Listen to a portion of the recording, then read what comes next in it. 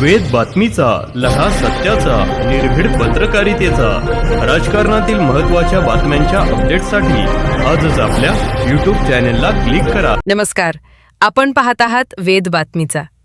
झिरोमधून hero व्हायचं असेल तर ध्येय मोठं ठेवा. सहाय्यक पोलीस निरीक्षक धरमसिंग सुंदरडे.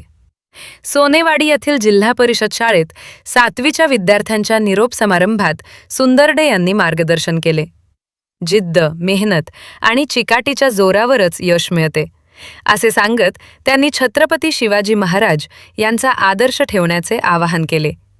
यावेळी शिक्षक मनोहर वहाडणे यांच्या मुख्याध्यापकपदी नियुक्तीबद्दल व बाबासाहेब जगताप यांचा सत्कार करण्यात आला.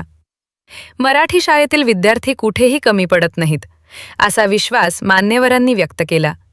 विद्यार्थ्यांनी निरोप देताना भावनिक वातावरण निर्माण झाले.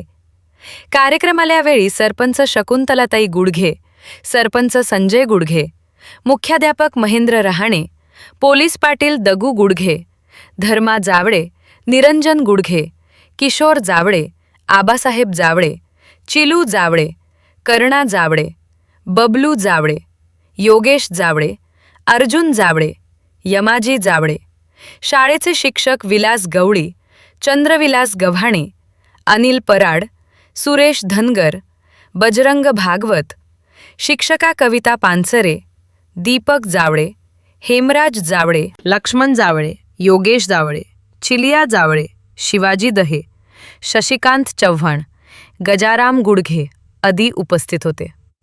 चंद्रविलास गव्हाणे, किशोर जावळे, योगेश जावळे यांनी मनोगत व्यक्त केले.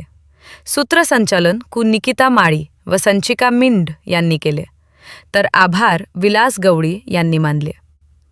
वेद बातमीचासाठी लक्ष्मण जावळे, कोपरगाव. टप्पा इथे संपणार आहे, पण दुसरा टप्पा यानंतर सुरू होणार आहे. तो तुमच्या 7वीच्या विद्यार्थ्यांना तुमच्या भविष्यासाठी सर्वप्रथम मी शुभेच्छा देतो.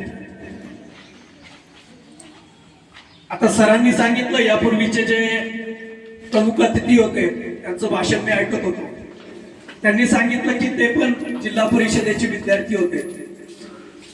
मग सर्वांना सांगतो की मी पण जिल्हा परिषदेचा विद्यार्थी आहे.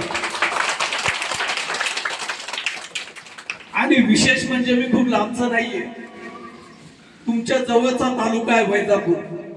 या वैजापूर तालुक्यातलं एक छोटस गाव आहे जमनवाडी. त्या गावाचा मी विद्यार्थी आहे. येणार आहे, या संकटावर मात कशी करायची याचं शिक्षण आपल्या गुरुवर्यांकडून आपल्याला कायम भेटत असतं. ते आपण कितपत घ्यायचं आणि कितपत सोडायचं हे आपल्यावर अवलंबून आहे.